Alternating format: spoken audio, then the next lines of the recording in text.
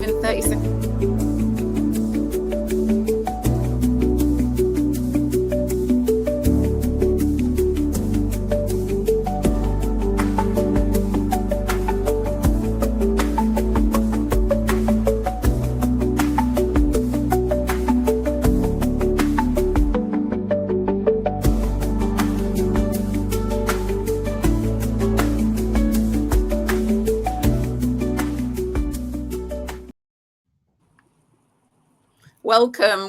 Welcome. Great to see everyone here. Thank you so much for joining us.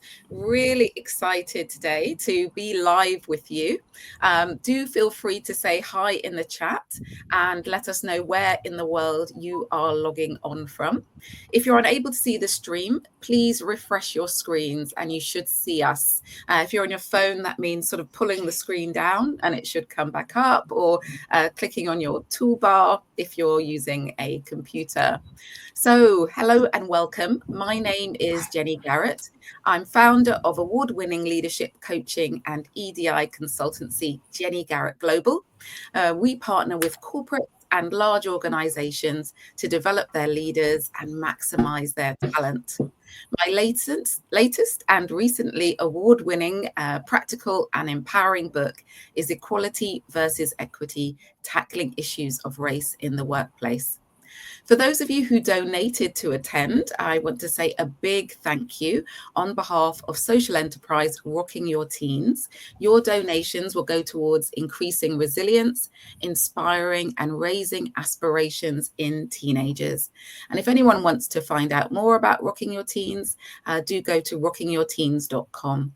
My colleague Tanya is managing the chat, and she will add the URL into the chat for you to find out more.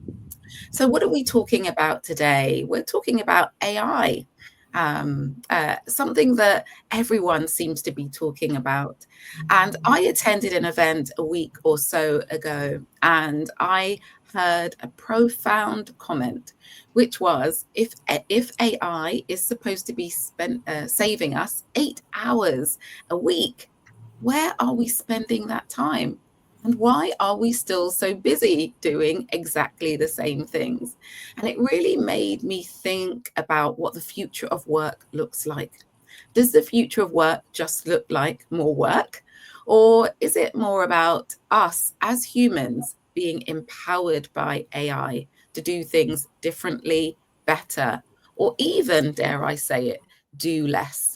So today, to have a conversation about this, I'm joined by some wonderful executive coaches, and we'll be talking about developing an AI mindset, identifying AI opportunities, building essential AI skills, all through the lens of coaches. So, as I said, I'm joined by 3 amazing coaches, Hira, Janice, and Martha. They are all listed in the Diverse Executive Coach Directory, a directory which connects corporate organizations with coaches from the global majority, or you might use the language of ethnically diverse backgrounds. And we will be discussing AI-powered humans, coaching for the future of work. We will add in the chat a link to the Diverse Executive Coach Directory and also our LinkedIn page. The format of this session is that Janice, Hira, and Martha will briefly introduce themselves. I will start off by asking them a few questions, and then we'll open it up to you for your questions and your reflections. But please do feel free to be asking questions, sharing your thoughts, your reflections, and saying hello throughout. I will be keeping an eye on that chat. And the hashtag for today is AI coaching. So do feel free to tag us. So I want to share, first of all, that we are not AI experts. We're not programmers. We're not coders. We haven't researched AI for 20 years. We're coming at this from our lived experience, from our experience as being coaches, and our experience of working with leaders and executives in organizations. So Hira, please kick us off and introduce yourself. Thank you so much, Jenny. Hello, everyone. Good afternoon. I am Hera Ali, as already introduced. I'm an executive coach, a leadership development and allyship specialist and speaker. I'm also founder of an organization called Advancing Your Potential, where we champion allyship programs and inclusive talent management initiatives. I am the award winning author of two books: Her Way to the Top, A Guide to Smashing the Glass Ceiling, you can probably see in the background, and Her Allies, a practical toolkit to help men lead through advocacy, and hopefully a couple of more coming on the way. Fabulous. Thanks so much for that introduction, Hira. And I'll say hi to Martha next. Thank you, Jenny. Greetings to everyone who's tuning in today. So my name is Martha Cuffey. I'm also an executive and leadership coach. And I've been focusing on the past few years on the power of somatic intelligence as opposed to artificial intelligence. But I used to have a background in tech. So it's an interesting dance for me to bring both of those together today. And I remember joking with my godson about who's blue-eyed and blonde, about him doing a TED talk about searching for his godmother, because often AI technology couldn't recognize melanated skin like mine. Wow. Yeah. Already helping us think about the bias there that exists. Thank you, Martha. And Janice, definitely last but not Hello, everyone. I'm delighted to be here. It's good to see everyone. Yes, my name's Janice Taylor. I'm a career and leadership development coach, and I'm based down in sunny Brighton, and it is quite sunny out here today. But I've got an ongoing fascination with AI and the impact it may have on how we think, how we work, and how we live our lives. Actually, it's just caught my imagination over the past few months. Actually, so yeah, that's me. Wonderful. Thank you all so very much. And I want to say hello to the many of you joining us: Sonal, Junior, Roswella, Vimbanshi, apologies if I pronounced your name incorrectly, Sarah, Anne-Marie, Shannara. It's great to have you here. And I think Germany seems to be the furthest place we have away at the moment from the UK. But I'm open to anyone who's further away to let me know. It's great to have you here. Please do join in the conversation as you have done already. And we look forward to your thoughts and your comments also. So you can see that we have a wealth of experience here from our wonderful coaches. And I really want to start by asking them a question, really getting to the heart of the matter. So beyond the hype, what's the single most critical shift in mindset that you think executives need to make to truly leverage AI's potential ethically and effectively? And how can you, as coaches with unique lived experience in the UK, help them navigate that shift? As you can see, I'm not asking the easy questions today. I'm going straight for the jugular. And I want to start with you, Hira. What do you think? Thanks, Jenny. So I think, the initial response to anything new, especially, I think with everyone, but especially in marginalized communities, underrepresented communities, is often skepticism rooted in fear and mistrust. And we saw that when, COVID vaccinations were rolled out. And that's completely valid, particularly when it comes to technologies like AI that can mirror and even amplify existing biases. We just heard about an example right now if it's left unchecked. But there's also a risk. If we don't engage with these systems, we may, I feel, lose the opportunity to shape them. What we feed into AI, the data, the context, the values, it directly influences what we get out of it. So rather than rejecting it outright, I think we need to ask, how can we use AI in ways that serve our communities and align with our ethics? Just the other day, I was on BBC Radio reviewing a news story about Chelsea and Westminster Hospital pioneering an AI tool to diagnose skin cancer, which is really a huge help for NHS, which is overstretched, and it can be a transformative shift. So I guess as coaches, with lived experiences in the UK, I think we can help executives reframe AI not just as a tool for productivity, but as an opportunity to, embed values like, equity or transparency and inclusion at the heart of the strategy. So our role is to guide them through ethical questions and build in accountability and explore how AI can not replace, but rather enhance the human centered work that we do. Wonderful. Yeah, I hear that. And great to hear those very practical examples of AI for good. I think about it a little bit like how we vilify social media at times and say it's terrible and it's encouraging people to do terrible things. And everyone says awful things. But actually, there have been so many wonderful social media campaigns for things like body awareness and raising awareness of things that we didn't know about that are happening all over the world. So I love the way you're imploring us to think about AI for good in that way. Janice, what are your thoughts? I think as coaches, we can encourage leaders to think very critically, I think, and carefully about where and how they want to use AI, because I think sometimes with the new technology, there can be a rush to kind of apply it everywhere, sort of scattergun approach. And I think stepping back and thinking more strategically, how might this support me, or how can I work in partnership with this technology to have the biggest impact, or the most positive impact on the work that I do? Which aspects of my role could this really help me with? And I think it's helpful, just to take that step back and just maybe almost engineer your own, think about how your role actually, and which aspects of it that perhaps you're struggling with, or perhaps AI might help you with. So I think, yes, that more strategic approach to AI rather than jumping on it and just applying it in a sort of scattergun approach. Yeah, I think that's so useful to consider, because people do jump on a bandwagon, don't they, and not think, how do we want to approach this? Where is it important to try it?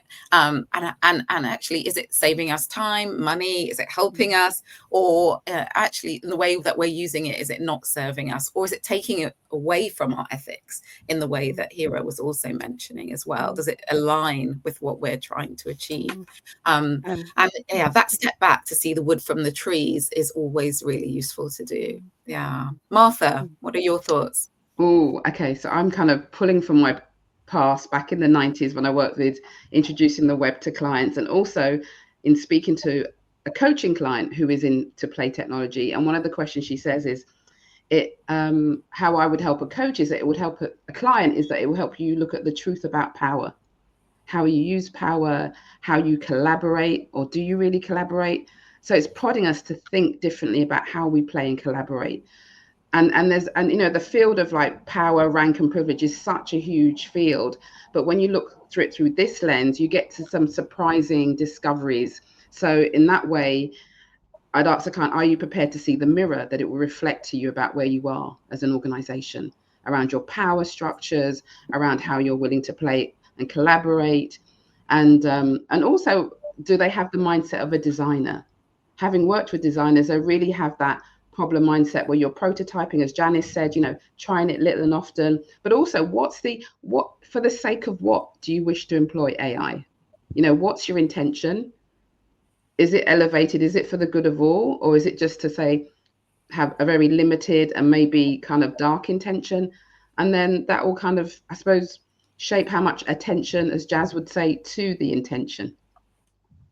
I love that. I love that point. And it also immediately took me to why maybe a lot of people are engaging in AI. And actually, I don't think they're often going towards something. I think they're moving away. They're fearful. This is going to take my job, or I'm not going to be able to keep up. I need to do this, rather than I want to do this. This is something I'm going towards. And I'm very intentional and clear about why I'm doing so. Something I found in my engagement with limited engagement with AI is this idea of co-creation. And I think for me, that is the biggest sort of mindset shift. It's not AI or me, it's us. And it's how can AI help and co-create with me in a creative way, actually, rather than the sort of either or. And I found that idea really, really helpful to me in my engagement. So thank you. I'm curious, those who are listening, engaging, how are you using AI? How is it serving you? Have you been strategic? Are you using it for good? Are you thinking carefully about how you experiment and what you create? These are really interesting questions to ask. So my second question In a world increasingly driven by AI, how do we ensure human intuition and emotional intelligence remain not just relevant, but paramount in leadership? From your coaching lens, how can you help executives cultivate these skills, especially considering the potential for AI to exacerbate existing biases? So, yeah, intuition, emotional intelligence, where does it all come in play? Janice, let's start with you. I think it's important to recognise that, the strengths of AI in that it can analyse huge quantities of data, it can recognise certain patterns, but also we need to recognise the strengths that we bring, our lived as coaches, as leaders, we bring our lived experience. We are able to go out into the world, make sense of the world using our senses, and sort of analyse that on a different level, actually. So I think. I think it's recognizing what makes us uniquely human, and not to just give that up, actually, not necessarily to just offload that onto the machine, because I think some of the dangers with AI is that it may come up with an answer that sounds plausible, and perhaps in our busyness, in our rush, we accept that because it sounds plausible, but it doesn't necessarily mean that it's right, although it's ethically right or it's morally right. So yeah, that's some of the thoughts I have around that. Oh, you're on mute, Jenny. Thank you. Absolutely. And that idea that it doesn't mean that it's right is really helpful.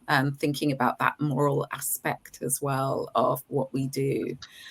Same question for yourself. I'll go to Martha next. Okay. I think one of the things that AI highlights on a very simple level is that we don't appreciate how we develop as human beings. So we're not born, as Tracy Fellows says, with, deep pools of empathy and relational skills and emotional literacy. And so leaders need to really recognize that, because already I think leaders are being challenged to have another level of emotional awareness and literacy facing the challenges that they have in the world. So it's to break the delusion that this is not going to provide a shortcut to that growth and development, which is very much an inside job. Very nice. Yeah. Aren't we always looking for shortcuts? I think we're quite lazy. I was looking at something about convenience food the other day, and about the fact that, actually we used to make everything from scratch. They invented this convenience food, and now we watch all of these cooking programs trying to encourage us back into cooking again. We're always looking for the shortcuts. We're always looking for the easier way, the quicker way, but it might not be the best way. Yeah. Hira, what are your thoughts? I wanted to share a similar example to what Martha had shared earlier on as my, something I experienced firsthand, and it's about amplifying existing biases. So whenever I've asked AI to generate an image of me, it frequently depicts me in a hijab. Now, even though I don't wear one, I have to repeatedly say I don't wear a hijab, or it shows my husband with a beard based on the assumption that all Muslim men look a certain way. I mean, yes, my husband does. He has recently grown a beard, but it wasn't always the case. So I guess these are just not sort of aesthetic choices. They reflect deeper cultural assumptions that the algorithms have absorbed in AI. And I think we need to really approach AI with curiosity and critical thinking. So one of my favorite prompts, if I may, from my allyship book is, am I making any assumptions based on this individual's ethnicity, class, faith, gender, or any other social identity factor? So I think we can teach AI to ask those same questions, but obviously only if we're the ones guiding it with mention. And while I do believe that AI can do a lot, I don't think so it can replace emotional intelligence or human intuition. I mean, I don't know, many after a few years, maybe I improved wrong, but I think these are qualities that truly allow us to connect with one another. As a coach, I know it's often the silences, the subtle body language, the aha moments when that are sparked when we have this real human real time human interaction. That's where the magic happens, right? So AI can assist, but I don't think so AI can recreate that. And I know for myself, I mean, I would find it a little difficult to receive deeply personal guidance or even a medical all clear, given the technology I was talking about in the recent hospital, from an app instead of a person. So I think, coaching is ultimately relational. Technology may support the process, but it cannot replace the trust, the spontaneity, or the sense of, the shared humanity, which I talk about a lot, that comes from truly being present with another person. So I believe there'll always be space and need for human intuition and emotional intelligence, hopefully. I couldn't agree with all of you more, to be honest with you. I was thinking, what is intuition? And although we do talk about it as magical and mystical sometimes, I think a lot of the time our intuition is what we've learned through our experience. And it all coming together to teach us something. And it's our experience. It's the combination of everything we've interacted with, the conversations we've had. And unless we're able to download our mental and physical experience, I don't think that can be replicated, actually. And even if it was downloaded, the connections that we make I don't think they are logical or methodical. They're sort of more organic. And so I think there's a place always for that sort of, what's my gut instinct, what's my feeling here. And although we can't always put a finger on what makes that feeling, I think that can't be replicated really by AI at this point. I also think moral courage, all three of you, I've seen lots of moral courage in different ways, standing up for what you believe in, even if perhaps it's not what the majority think, or even if the odds are against you. And I think AI probably would be more logical. Well, why would you bother talk about that? It's in the minority. It's not something that important, or you haven't got a chance of winning, AI might actually come out with. Whereas actually we can still hold on to our moral courage if we believe something is right. So I think there are many ways, many things that we have to hold on that are inherently us, that at this time, as far as I know, AI can't replicate, and I don't see how it would be able to. There are a few. I think, Jenny, one of the amazing things about being human is science has not yet really mapped how beautiful and deep we are. So, I did a master's in yoga psychology. So I studied consciousness as a field, as a science. And so Swami Satyananda said the world of intuition is as organized as our sensory organs, but it's just that people don't understand it and they haven't done the practices. So we inhabit this wonderful field of consciousness, and we've just scratched the surface of our conscious and awareness of it. Wonderful, wonderful thought. Thank you. So we've got a few comments here. I love the idea of co-creation, and I'm carrying out careful experiments with AI. I've noticed that there are certain tells with AI content, for example, and asking it to share its sources that I can fact check. Yeah, really good point, because AI can hallucinate, as they call it. I would say lying, but yeah, so it's good to be able to fact check. Someone else says, I confess to being, on the one hand, a bit paranoid about who is gathering my data, thoughts, info. And I think that's fair.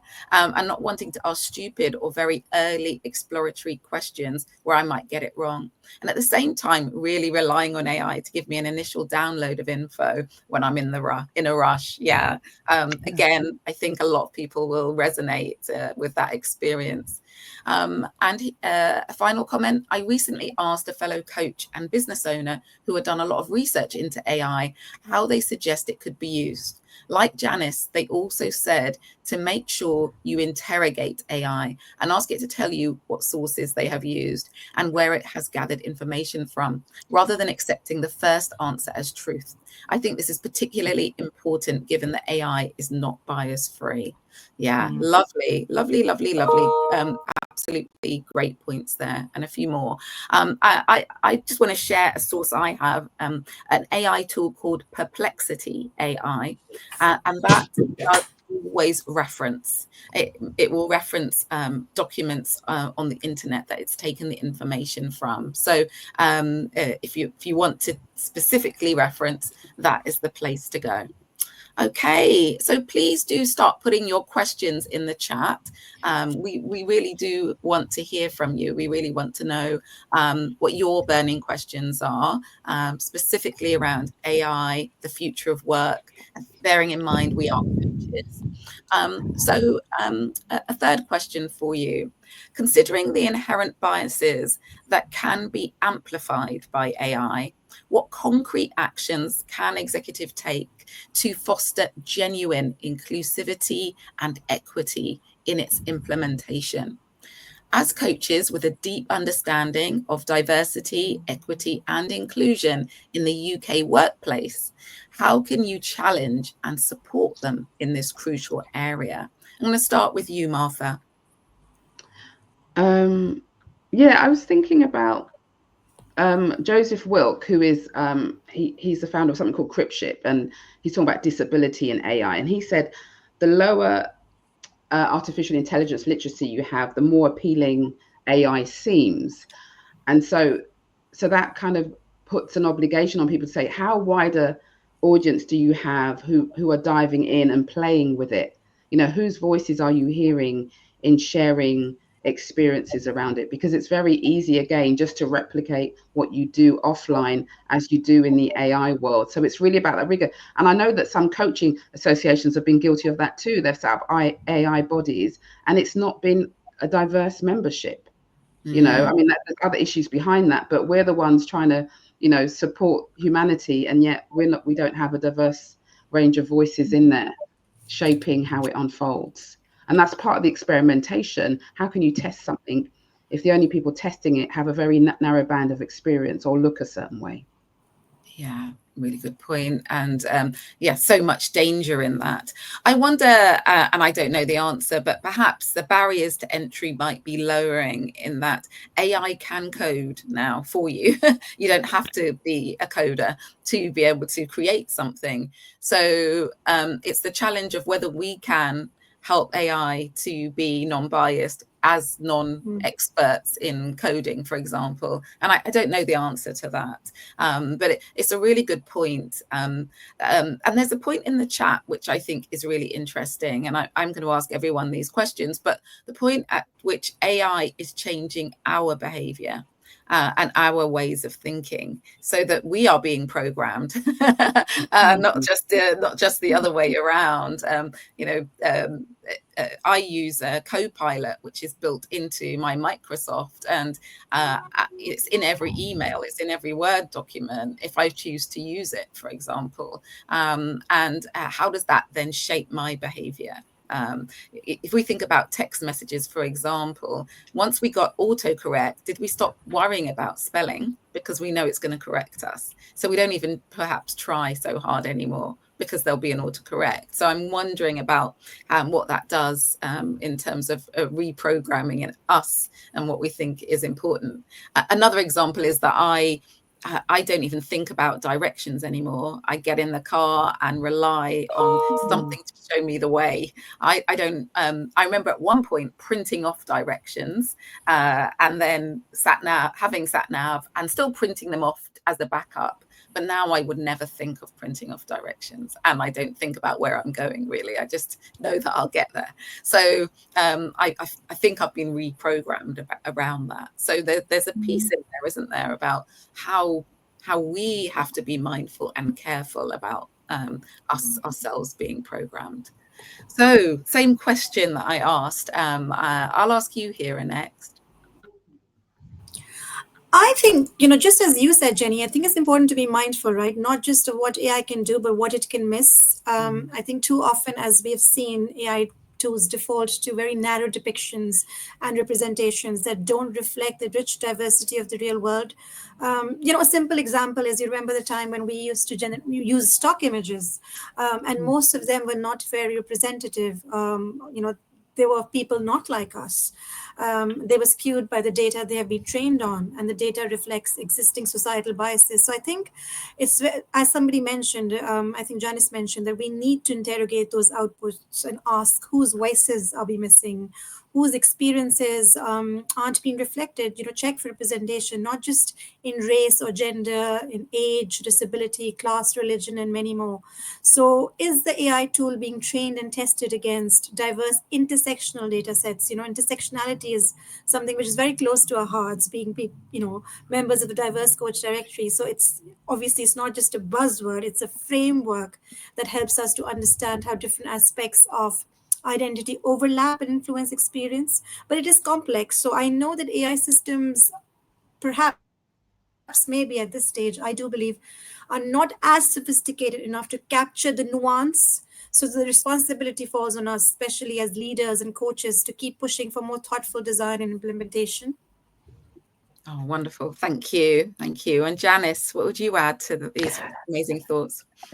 Not too much more, but really, I guess we just have to remind ourselves of our own biases, because again, AI could throw up its own biases, but if we're not mindful of our own biases, we could very easily miss that. We could miss the fact that a certain group of people aren't being shown or represented, or so I think we need to hold up the mirror to ourselves actually and be looking at what biases might I hold as an individual and as a leader, who's on my team and who's missing from that team actually, and how might AI help me to manage this. What's it telling me? Again, you go back to that word interrogate actually. What could I, who is missing from this team or this set of results, and why might that be happening? And I think we could start to dig a bit deeper into that actually. That's the potential, I think, for AI. If you kind of build up a relationship or a partnership with it, you could just keep going deeper with it. Yeah, and when we were chatting before this session, we were talking about when AI in coaching would be helpful.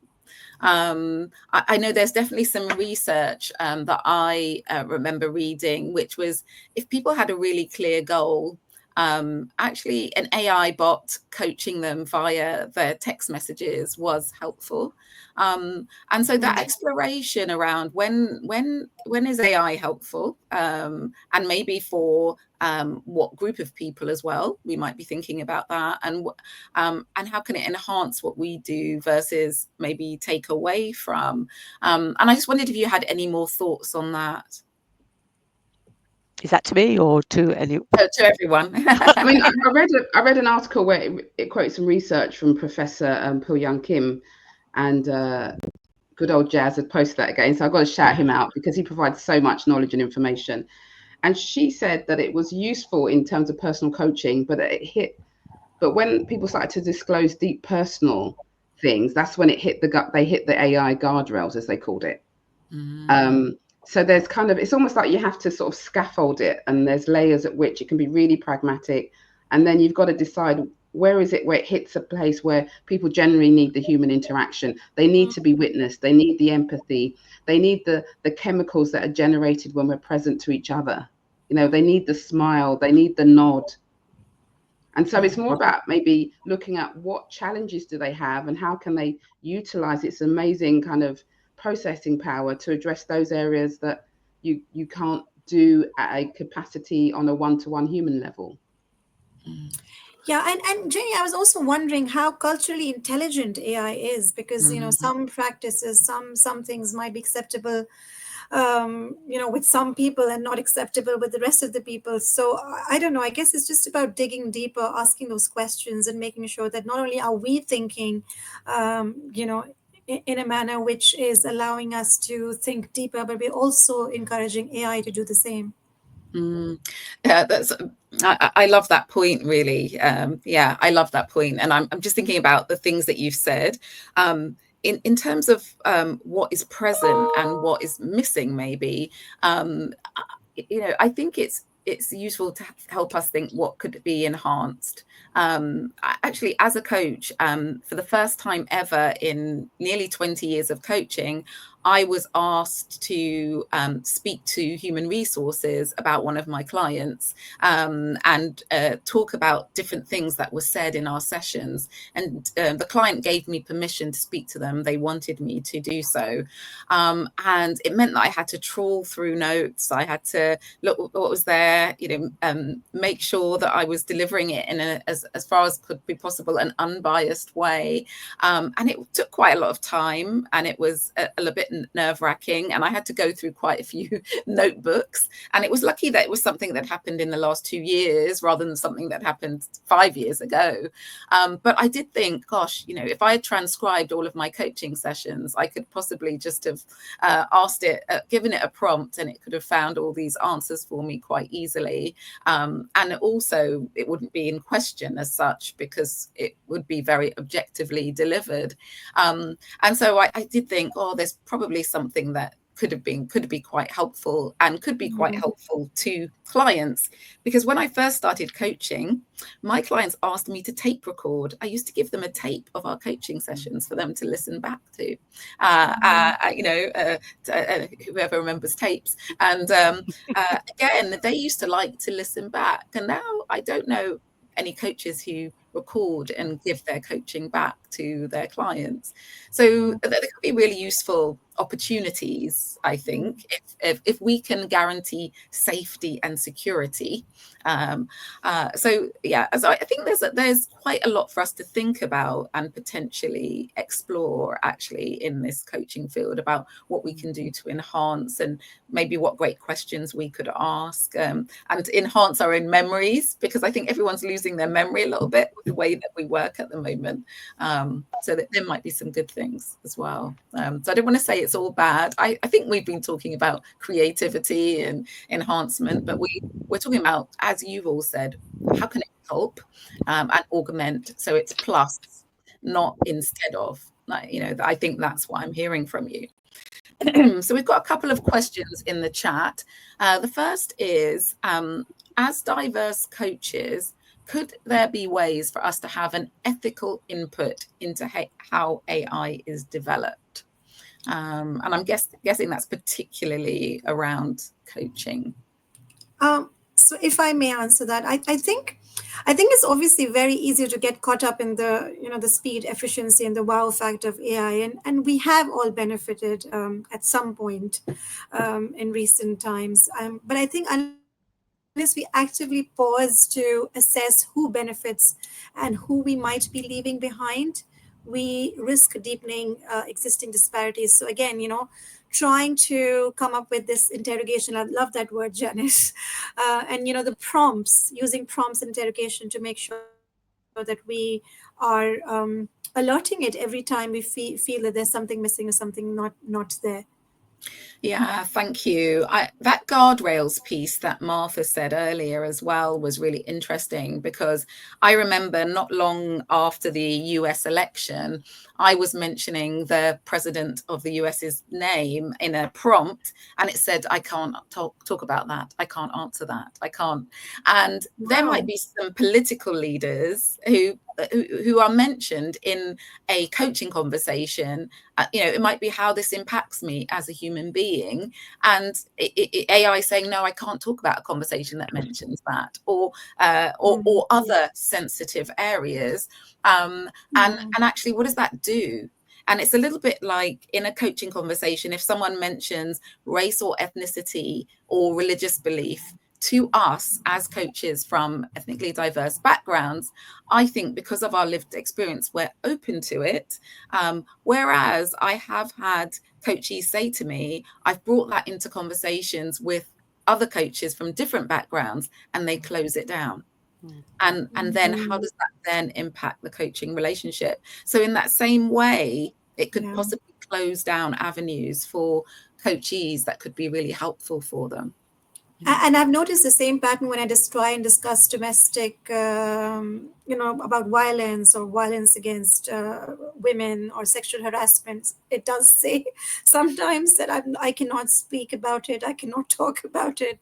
So then, yes, I think what Martha mentioned is really valid about that. I think there is a space for that deep reflection on some of these topics, actually. So almost like giving people the permission to at least start to explore these topics, which you might not get in the same way, perhaps with AI, with certain topics. So yeah, I think that's what we can bring, actually.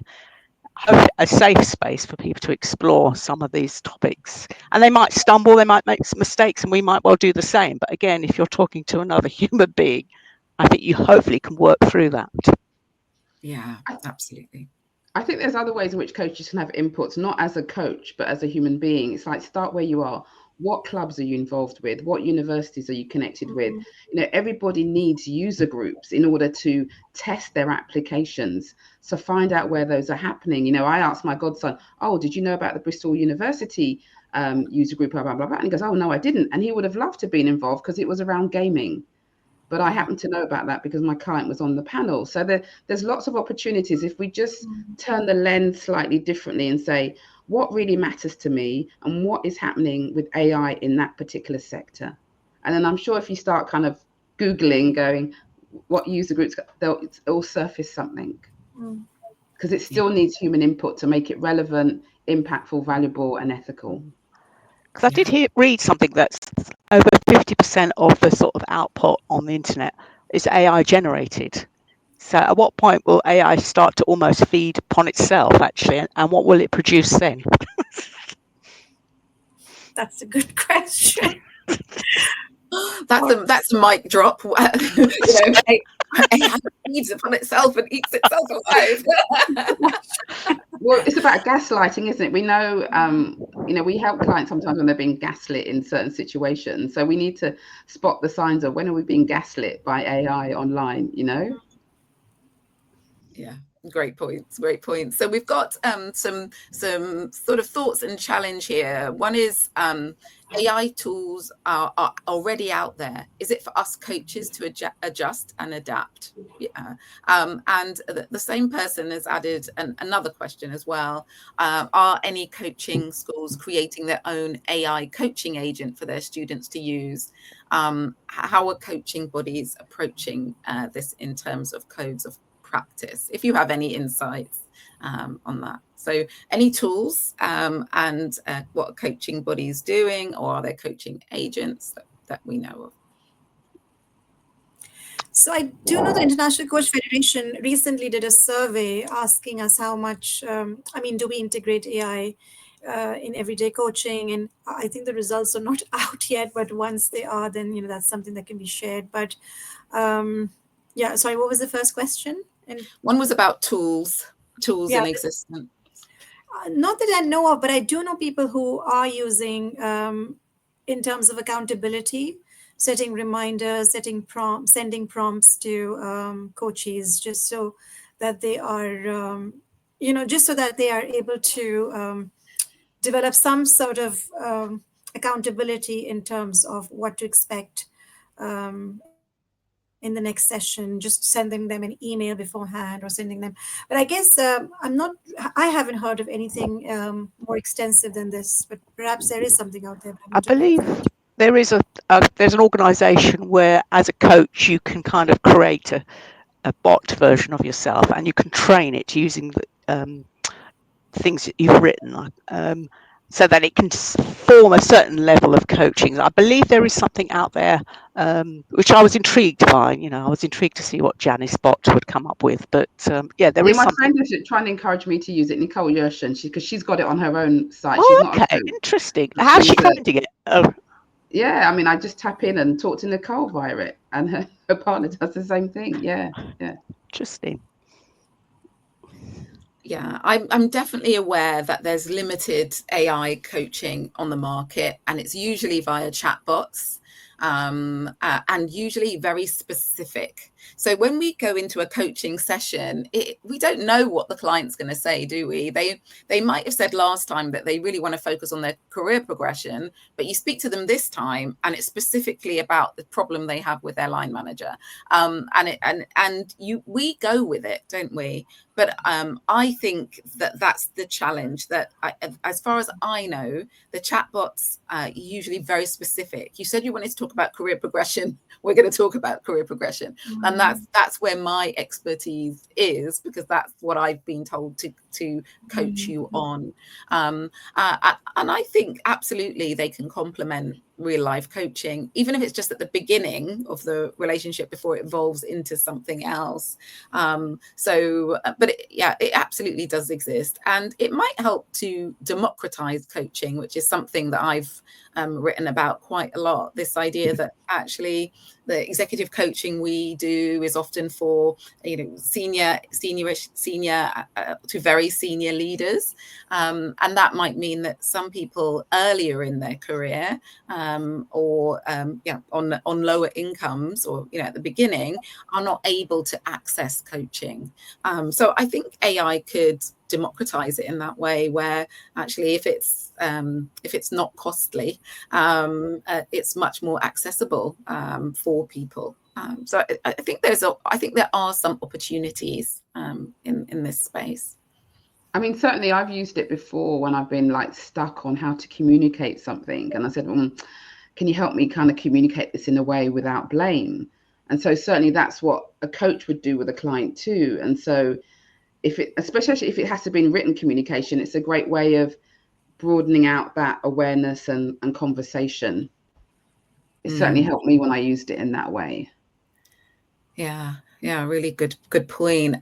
The other thing that's coming up in the chat is around different groups. So we can talk about Gen Zs, those who are 28 and under, who were just, they, instead of a bottle, they were giving an iPhone. That's it. They've grown up with the technology. There's people who are neurodivergent, who perhaps some may take things very literally. In terms of what's being said to them by AI. There's people from ethnically diverse groups, who are not in the majority group. So all the sort of standard advice might not work, because if you're thinking about the majority group. And so there are these nuances that, again, because this is very broad and general, and AI eating itself might mean that actually what you get from the AI might not work for you, whether that's coaching or other types of information. Any thoughts about that and these individual groups, or any perspectives on that? For me, there's something about, if you're born in a certain generation and all you've known is technology that can feed you data information, then there's a risk around what it means to be messy and human that you can keep on avoiding until it actually becomes really hard to not avoid it. And then you haven't built up the muscle through life to meet that situation. So that's what one of the thoughts that came from reading that Professor Kim article was around. It can create, and one of the participants said it's an illusion, but a beautiful illusion. And maybe that speaks to the fact that people are speaking about a generation of people who are not very resilient. They haven't had those tough knocks, and perhaps think they know everything, because everything is at their fingertips.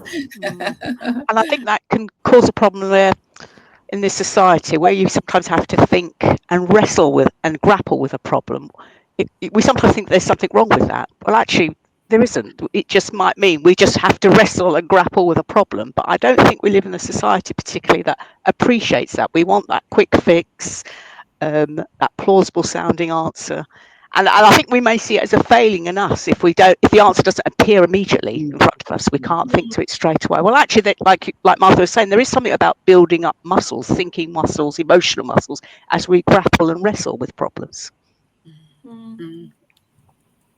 I think that's a danger. I think there was something on Radio 4 about critical thinking, the fact that when children aren't necessarily being taught how to think critically, and now more than ever, with all this information coming at them, they are going to need to be able to discern and be a bit critical and just sort of look for different perspectives now more than ever.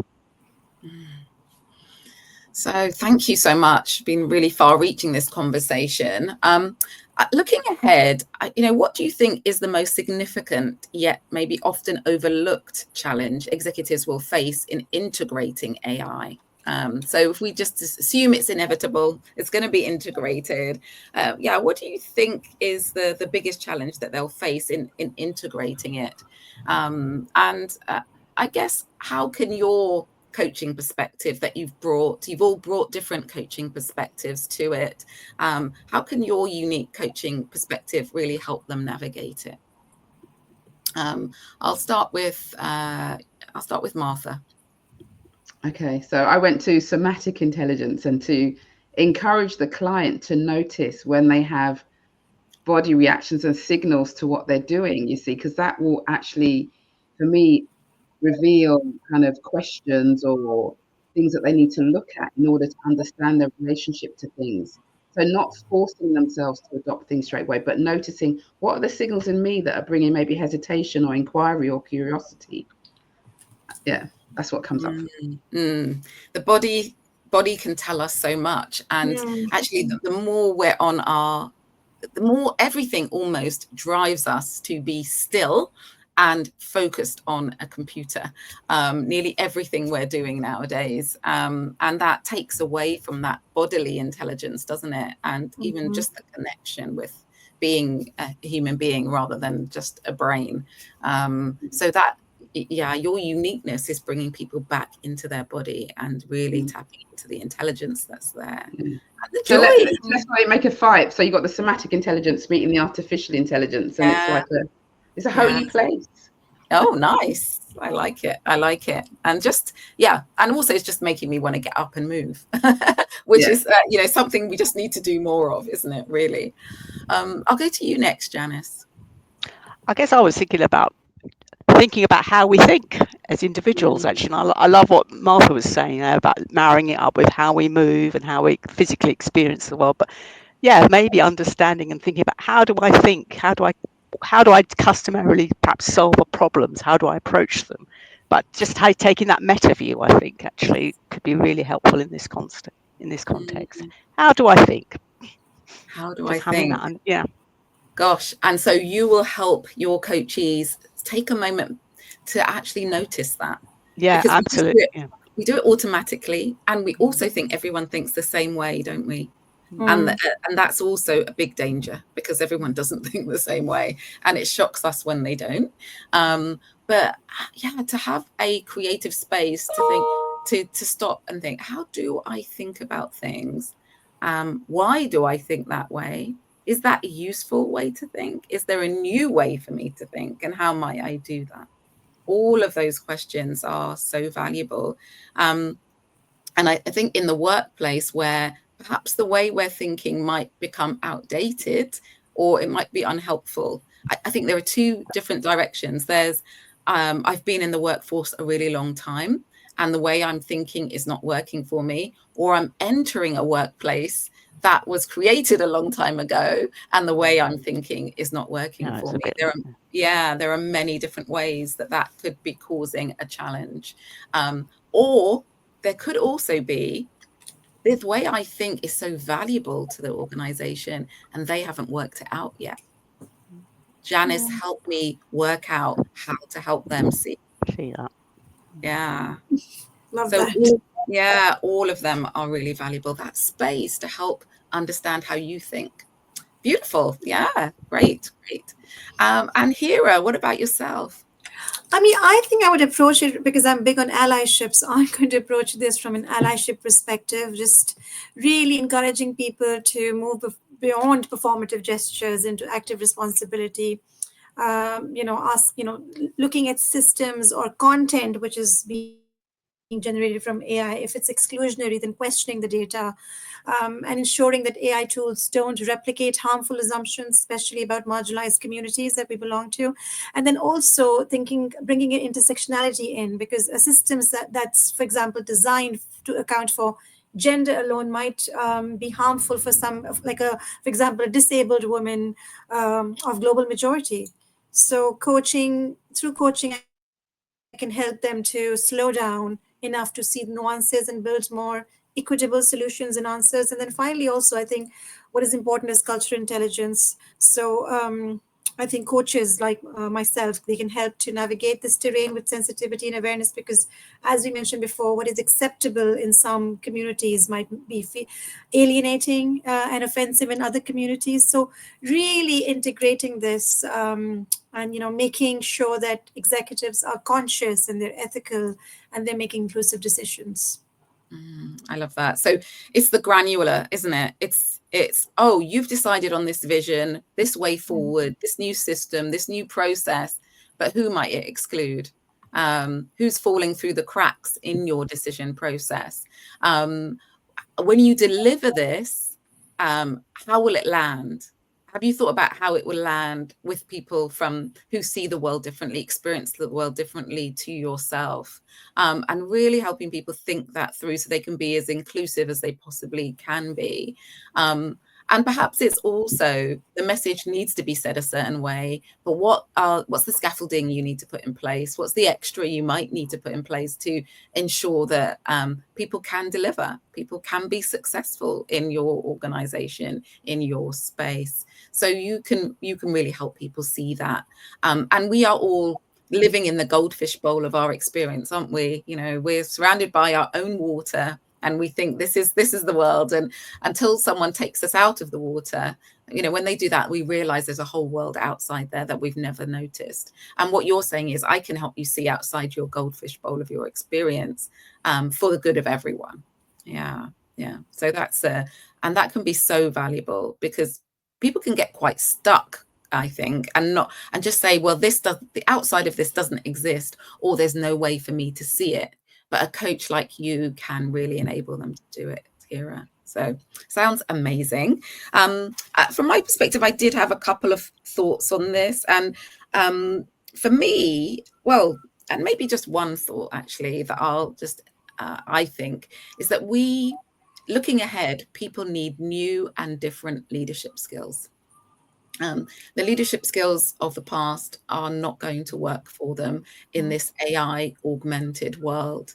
And they really need to think about so many things.